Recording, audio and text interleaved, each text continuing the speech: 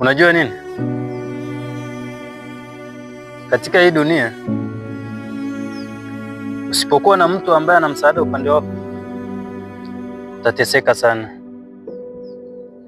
Kuna wengine wanapata msaada lakini wanashindwa kuutumia ule msaada vizuri, lakini sisi ambao hatuna msaada tunatafuta huo msaada, hatupati. Hakuna ndugu wa kutusaidia, tunapambana wenyewe. Hakuna wazazi wa kutusaidia, wazazi wetu ni maskini, na ndio maana tunapambana wenyewe.